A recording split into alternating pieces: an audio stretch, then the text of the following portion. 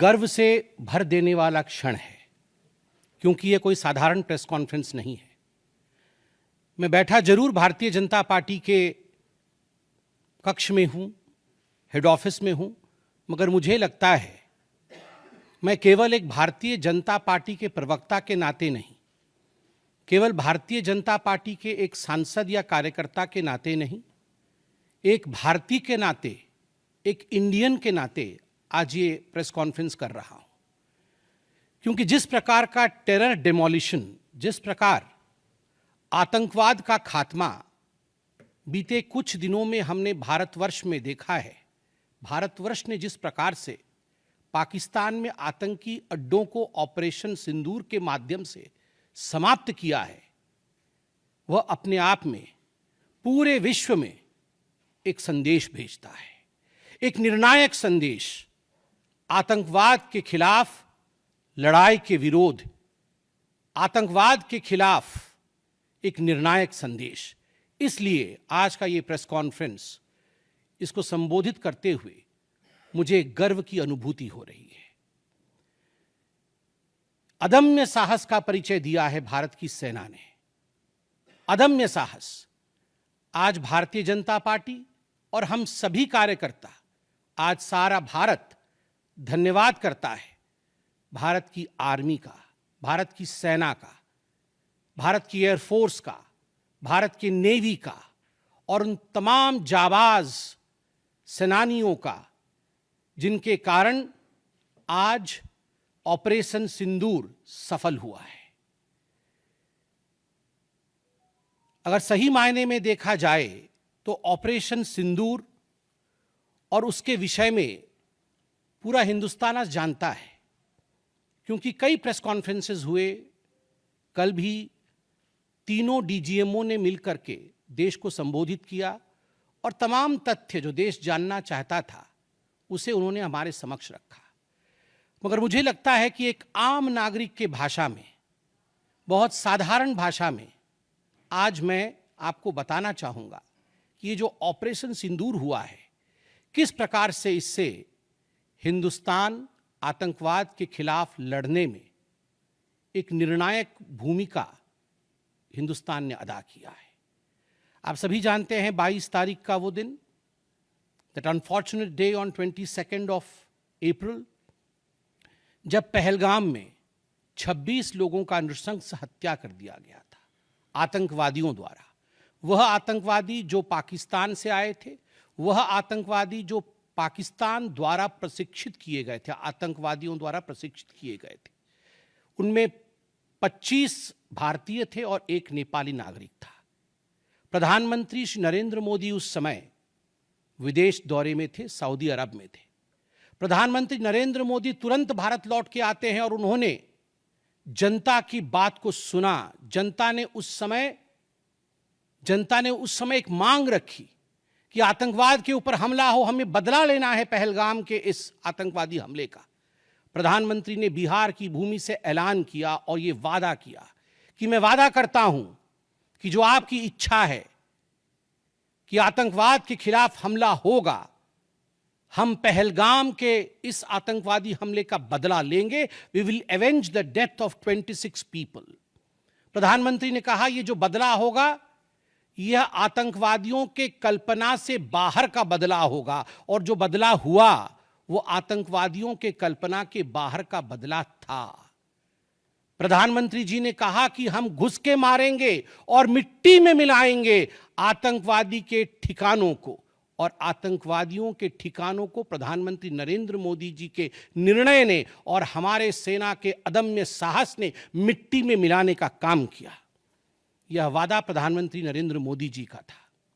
22 तारीख से 7 मई तक लगभग ये 14 दिन आप सभी ने देखा, पूरे भारतवर्ष में एक प्रकार से एक माहौल टेंशन का था, प्रेशर का था कि तुरंत निर्णय किया जाए, तुरंत एक्शन में आया जाए। बहुत सूझबूझ के साथ, सोच समझ करके, स्ट्रैटेजी के साथ। पाकिस्तान भी जानता था कि हमला होगा, एयर स्ट्राइक पहले हो चुका था, किस प्रकार सर्जिकल स्ट्राइक पहले हो चुकी थी। पाकिस्तान पूरी तरह जानता था कि इस बार भी छोड़ा नहीं जाएगा, मगर उसके बावजूद पाकिस्तान इतना दिमाग लगाने के पश्चात वह डेट नहीं जान पाया जिस दिन यह हमला होना था। 22 तारीख से 7 तारीख के बीच में कुछ नॉन मिलिट्री एक्शंस जिन्होंने पाकिस्तान को कमजोर किया, वह प्रधानमंत्री नरेंद्र मोदी जी ने और भारत की सरकार ने लिया। ये जो ऑपरेशन सिंदूर है, इसका एक मिलिट्री पोर्शन है तो एक नॉन मिलिट्री पोर्शन भी है। और नॉन मिलिट्री पोर्शन में सबसे बड़ी बात इंडस वाटर ट्रीटी, जो सिंधु नदी समझौता 1960 का था, उसे स्थगित किया गया, अबेयंस में रखा गया।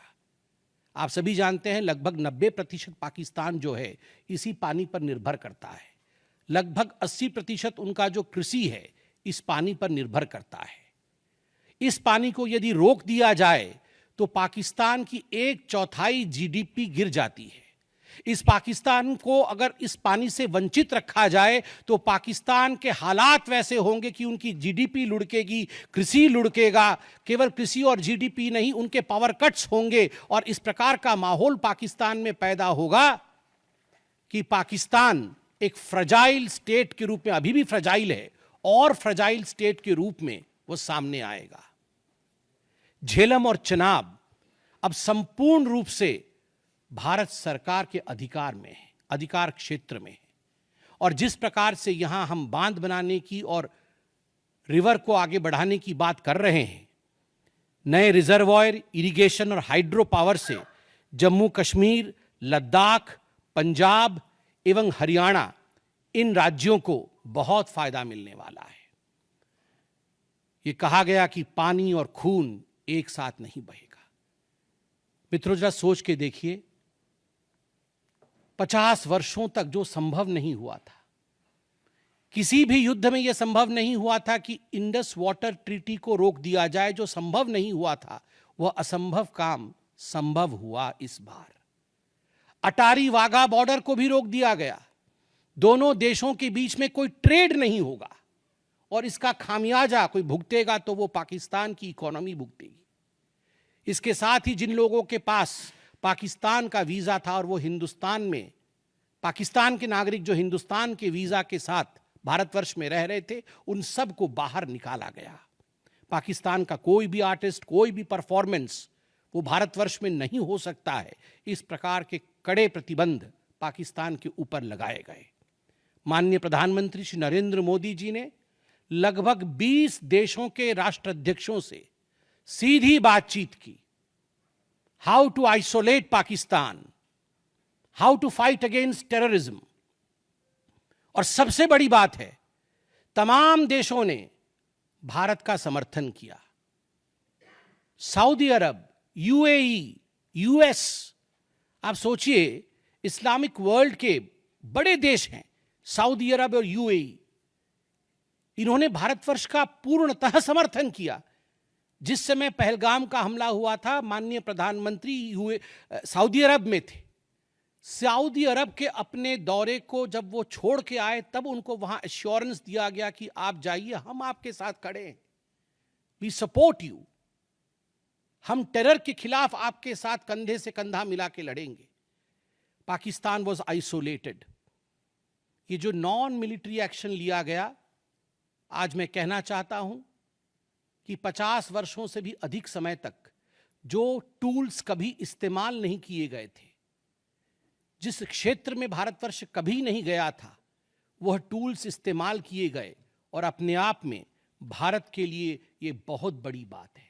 बहुत बड़ी बात है कि इंडस वाटर ट्रीटी को रोका गया। 20 से अधिक देशों का समर्थन, आतंकवाद के खिलाफ एक निर्णायक हमले की तैयारी, और 6 और 7 मई 2025 उस रात निर्णायक हमला होता है आतंकवाद के ऊपर।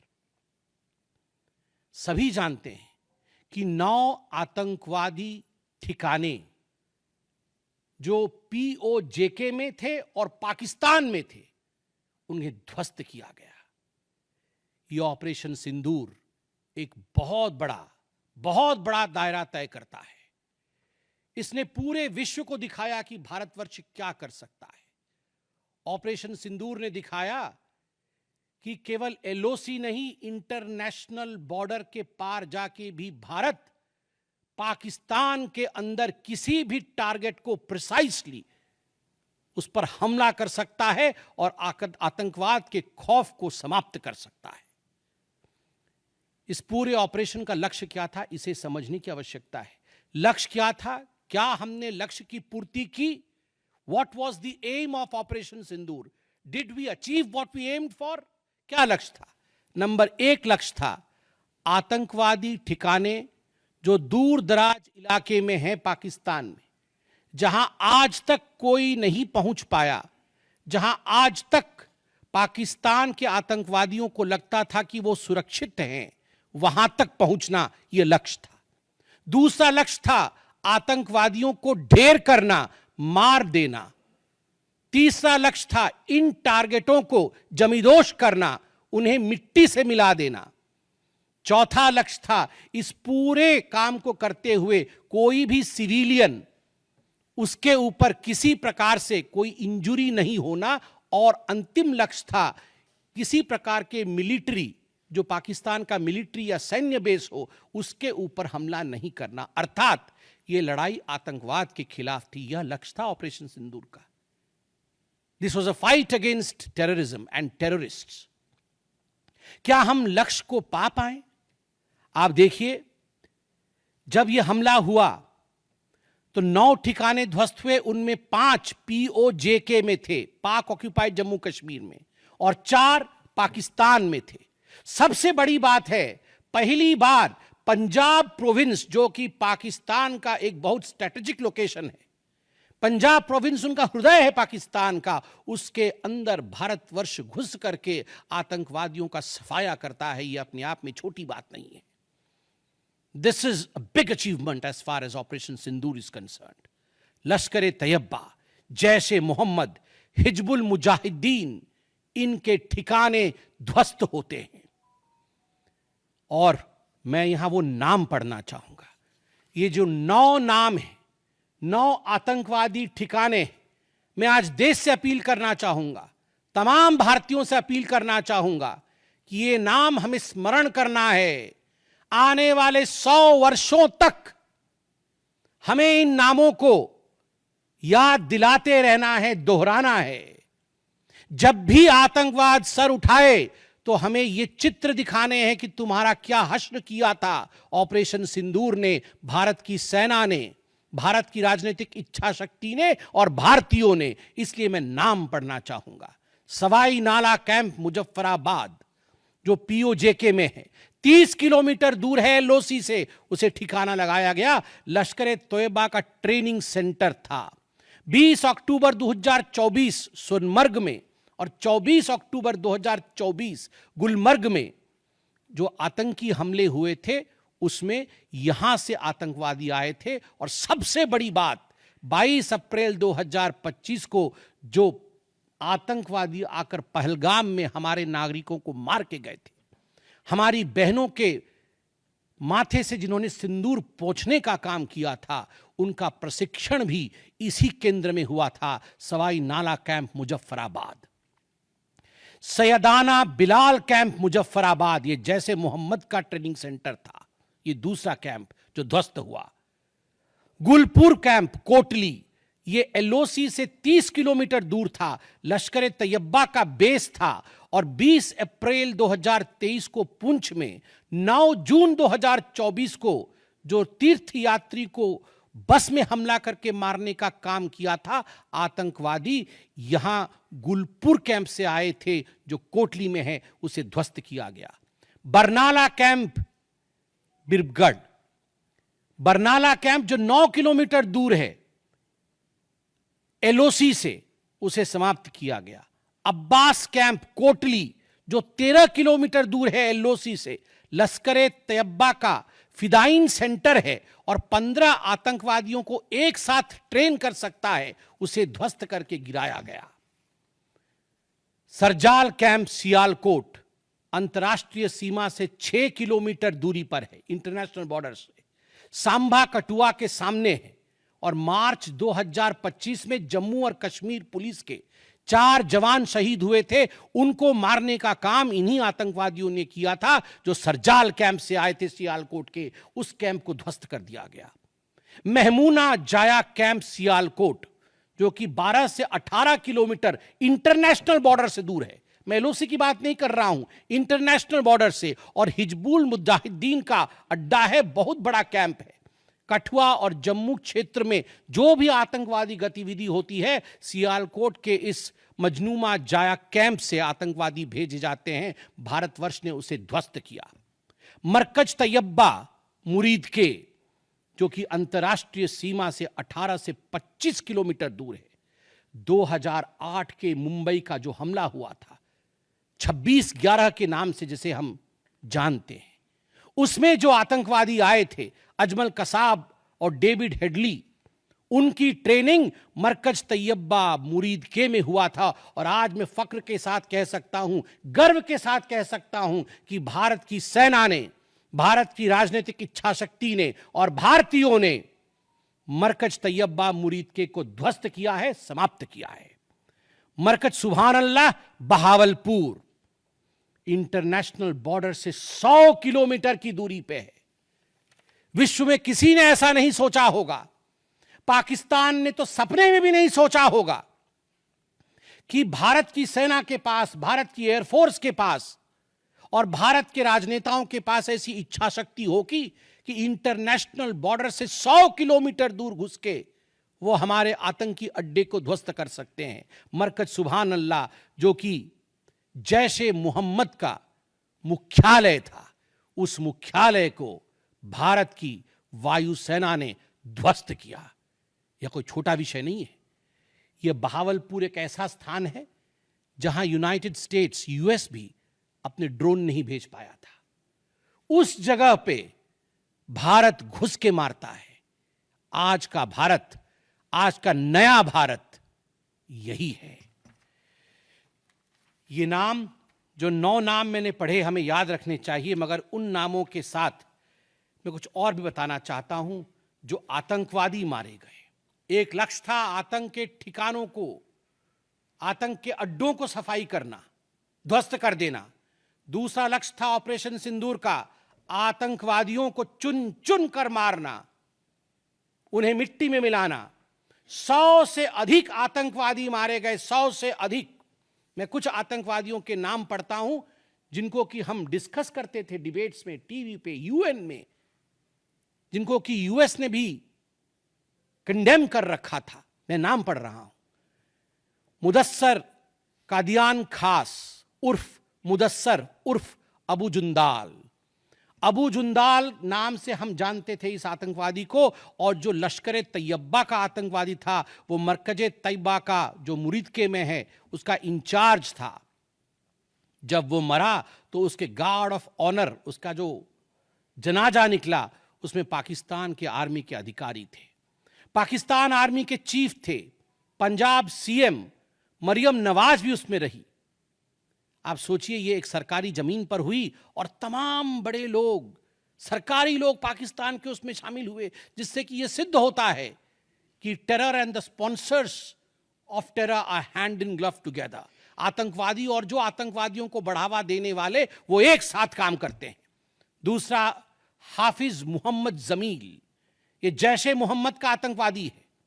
ये ब्रदर इन लॉ, साला था मौलाना मसूर अजहर का, और इंचार्ज था मरकज सुभान अल्लाह बहावलपुर का, वह भी मारा गया।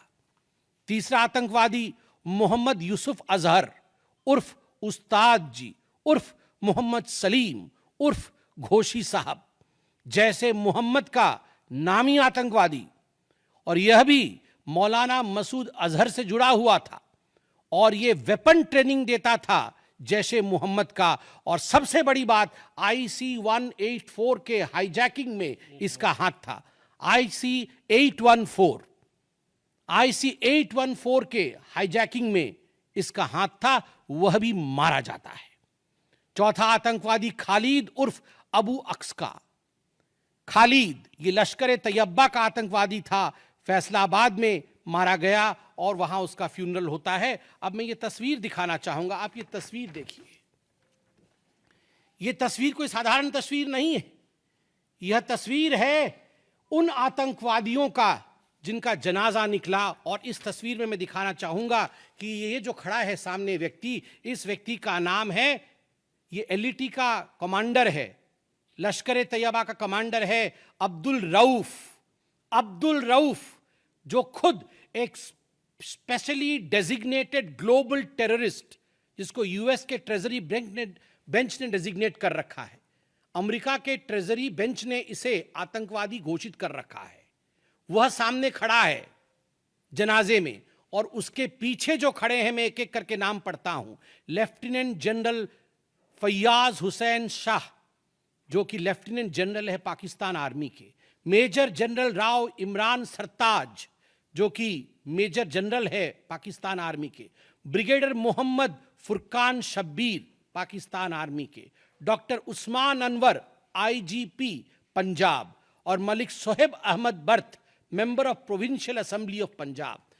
ये बड़े बड़े लोग, तथाकथित सरकार के बड़े बड़े लोग, पाकिस्तान के आतंकवादियों के जनाजा में शामिल होने आए हैं। और जनाजे को लीड कर रहा है एक आतंकवादी, डेजिग्नेटेड आतंकवादी। और आप देखिए ये बिफोर और आफ्टर, ये जितने भी मैंने आपको अभी आतंकवादी ठिकानों का नाम बताया, किस प्रकार उनकी परिस्थिति थी और क्या उनकी परिस्थिति हुई, यह इस तस्वीर से हम देख सकते हैं। तो उद्देश्य मैं बता रहा था, ऑपरेशन सिंदूर का उद्देश्य बहुत स्पष्ट था। उसका उद्देश्य था आतंकवाद के ठिकाने को ध्वस्त करना, आतंकवादियों को मारना और आतंकवाद के खिलाफ एक संदेश भेजना। और उसमें हम सफल हुए। पहली बार एक बात पूरे विश्व ने देखा कि पाकिस्तान का हर इंच भारत के पहुंच के अंदर है। कोई कोना पाकिस्तान का ऐसा नहीं है जो भारत के पहुंच से बाहर हो। और आप सोच के देखिए, पाकिस्तान का एयर डिफेंस सिस्टम फेल हो जाता है। पाकिस्तान का एयर डिफेंस सिस्टम फेल हो जाता है जिस समय 6 और 7 के रात के बीच ये पूरी कार्यवाही हो रही थी। रफाल विमान द्वारा स्काल्प और हैमर मिसाइल्स के माध्यम से 23 मिनट के अंदर, 23 मिनट्स के अंदर एक विंडो था, जिस विंडो के अंदर ये 9 के 9 आतंकवादी ठिकाने उन्हें ध्वस्त कर दिए गए। 23 मिनट में पूरा विश्व ने देखा कि भारत क्या कर सकता है। मुझे लगता है पूरे विश्व में इस प्रकार से 23 मिनट के अंदर इतने प्रेसिशन के साथ आतंकवादी ठिकानों पर हमला किसी देश ने पहले किया होगा। और जब यह पूरा एक्सरसाइज समाप्त हुआ, उसके बाद जब हमारे एमईए ने, हमारी आर्मी ने प्रेस कॉन्फ्रेंस किया, तो उसमें कुछ 4 शब्द बहुत महत्वपूर्ण थे। वो 4 शब्द हैं controlled, precise, measured, non escalatory. हमने ये जो 9 अड्डे ध्वस्त किए वो कंट्रोल्ड तरीके से ध्वस्त किए। प्रिसाइज, कोई सिविलियन अड्डा या कोई मिलिट्री टारगेट नहीं था, प्रिसाइज टारगेट था, आतंकवादी ठिकाने, उनको ध्वस्त कर दिए। मेजर्ड, जितना ध्वस्त करना था उतना ध्वस्त किया, उसके अगल बगल के किसी स्ट्रक्चर को ध्वस्त नहीं किया। जहां आतंकवादी थे उनके ठिकाने में घुस के उनको मार के निकले। और नॉन एस्केलेटरी मतलब युद्ध को बढ़ाने वाला नहीं, नॉन एस्केलेटरी, क्योंकि the primary escalation was Pahalgam. जो मूल एस्केलेशन था वो 22 अप्रैल को पहलगाम में पाकिस्तान ने किया था। हमने रिएक्ट किया नॉन एस्केलेटरी। ये 4 शब्द अपने आप को परिभाषित करते हैं कि ऑपरेशन सिंदूर का लक्ष्य क्या था। ऑपरेशन सिंदूर का जो लक्ष्य था, ऑपरेशन सिंदूर ने उसे 100% पूर्ण किया, 100% पूर्ण किया। इसलिए आज हिंदुस्तान, भारतवर्ष गर्व के साथ कह सकता है कि ऑपरेशन सिंदूर एक ऐसा ऑपरेशन था जो 100% सक्सेसफुल था, और जितने हमारे जाबाज पायलट्स गए थे राफेल के साथ उतने लौट के आए और आतंकवादी ठिकानों को ध्वस्त करके आए, और किसी सिविलियन को नहीं मारा, किसी मिलिट्री बेस को नहीं मारा। मगर दुखद है, जैसा कि पाकिस्तान से एक्सपेक्टेड है, पाकिस्तान उसके पश्चात रिटेलिएशन करता है, पाकिस्तान अपने ड्रोन्स इत्यादि भेजता है, मगर भारत की सिस्टम ने पाकिस्तान के इन ड्रोन्स को, इन मिसाइल्स को हवा में ही समाप्त कर दिया। और सबसे बड़ी बात है, एयर डिफेंस सिस्टम लाहौर का 7 और 9 तारीख के बीच लाहौर के एयर डिफेंस सिस्टम को समाप्त करने का काम हिंदुस्तान ने किया। और 9 और 10 तारीख के बीच, 9 मई और 10 मई के बीच 11 एयर बेसेस को, पाकिस्तान के 11 एयर बेसेस को ध्वस्त करने का काम भारतवर्ष ने रिटेलिएशन में किया। जब पाकिस्तान ने भारतवर्ष के ऊपर एस्केलेशन किया तो भारतवर्ष ने 11 एयर बेसेस को समाप्त किया। इन एयर बेसेस के नाम भी हमें याद रखने चाहिए। तमाम भारतीयों को वो 9 नाम आतंकवादी ठिकाने याद रखने चाहिए, स्मरण होना चाहिए। और ये जो 11 एयरबेस हैं, हिंदुस्तान अपने पर आ जाए तो क्या कर सकता है अपने लोगों को बचाने के लिए। ये 11 नाम भी मैं पढ़ता हूं। नूर खान, ये नूर खान वह एयरबेस है जहां पर एयर टू एयर रीफ्यूएलिंग करने की क्षमता है। हवा में उड़ रही हो अगर आपका विमान, तो एयर टू एयर रीफ्यूएलिंग यही नूर खान से हो सकती है। जब भारत ने नूर खान को ध्वस्त किया तो जो जहाज थे पाकिस्तान के, उनके पास वो क्षमता नहीं रही कि वो हवा में अधिक समय तक युद्ध कर सके, उन्हें नीचे उतरना ही पड़ा।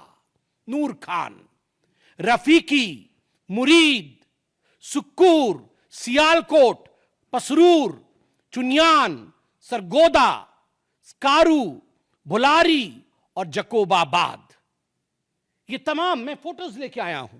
जकोबाबाद का ये फोटो देखिए, क्या था पहले और क्या हुआ बाद में, क्या था पहले और क्या हुआ बाद में, आप देख सकते हैं परखच्चे उड़ गए। यह है प्रिसीशन ऑफ इंडियाज अटैक। तमाम फोटो हैं यहां पे, किस प्रकार से हमने एक एक करके उनके एयर बेसेस को समाप्त किया। आप देख सकते हैं सारे एयर बेसेस के हम फोटो लेके आए हैं, जकोबाबाद से लेके बाकी तमाम। क्योंकि आपने ये सब देखा हुआ है, मैं अधिक समय नहीं लूंगा। आर्मी ने आपको दिखाया है, डीजीएमओज ने आपको दिखाया है, इसलिए मैं इसको आपको दिखा के दोबारा, I would not like to take much time, but मैं रिमाइंड करना चाहूंगा कि 11 एयर बेसेस को हमने ध्वस्त किया। और इसमें एक बड़ा विषय है, पहली बार विश्व में किसी देश ने एक न्यूक्लियर कंट्री के अंदर घुस करके उनके एयर बेसेस को समाप्त करने का काम किया। पाकिस्तान एक न्यूक्लियर कंट्री है, उसके अंदर घुस करके उनके एयर बेसेस को 20% पाकिस्तान के एयरफोर्स के इंफ्रास्ट्रक्चर को भारतवर्ष ने नाकाम कर दिया। 20% of PAF's infra was destroyed by India. Just imagine, एक न्यूक्लियर कंट्री है, उसमें घुसकर मारना, यह अपने आप में पूरे विश्व में पहला इंस्टेंस है। और भुलारी एयरबेस में 50 PAF पाकिस्तान एयरफोर्स के जवान मारे गए, जिसमें स्क्वाड्रन लीडर उस्मान यूसुफ भी मारे गए। कुल मिलाकर के 9 आतंकी ठिकाने, 11 एयरबेस, 100 से अधिक आतंकी, 50 जवान और अपनी इज्जत, यह पाकिस्तान ने खोया है। I repeat, what Pakistan has lost via operation Sindoor. 9 आतंकी ठिकाने, बड़े बड़े आतंकी ठिकाने, 11 एयरबेस, 100 से अधिक आतंकवादी, 50 से अधिक जवान और अपनी इज्जत, यह पाकिस्तान ने खोया है। यह झटका पाकिस्तान सह नहीं पाया और उनके डीजीएमओ का 10 तारीख को ही फोन आया। और उसके पश्चात मैं कहूंगा यह सीज फायर नहीं, यह एक अंडरस्टैंडिंग है। यह एक अंडरस्टैंडिंग है कि यदि भविष्य में किसी प्रकार का कोई भी आतंकी हमला होता है तो ये अंडरस्टैंडिंग तोड़ दी जाएगी। हमने करके दिखाया है। जो पहले कभी नहीं हुआ था वो हुआ है इस बार। अंदर घुस के मारा है हमने। ये एक अंडरस्टैंडिंग है। और सबसे बड़ी बात है, पाकिस्तान में उनके मौलाना, उनके मौलवियों ने पाकिस्तान का साथ नहीं दिया, मगर हिंदुस्तान की एकता देखिए, हिंदुस्तान का भाईचारा देखिए। पूरा देश एक होकर खड़ा हुआ। पूरा देश सेना के पीछे, सेना के अदम्य साहस के पीछे, हमारी राजनीतिक इच्छा शक्ति के पीछे पूरा भारत एक होकर खड़ा हुआ। और आज मैं कहना चाहता हूं कि आज पाकिस्तान पूरे विश्व में अलग थलग पड़ा है। पहले भी ऐसे वक्त थे, अनेकों प्रयास भारतवर्ष करता था। पहले हम सबूत देते थे, प्रयास करते थे डोजियर के माध्यम से पाकिस्तान को प्रूफ दे आतंकवाद का। वो डोजियर लेती थी मगर उस पर काम नहीं करती थी। मगर आज नए भारतवर्ष ने पाकिस्तान को बख्शा नहीं है। आतंकवाद के खिलाफ एक निर्णायक लड़ाई हुई है और प्रधानमंत्री जी ने स्पष्ट कहा है, वहां से यदि गोली आती है तो यहां से गोला जाएगा। इसी के साथ मैं अपने वक्तव्य को समाप्त करता हूं।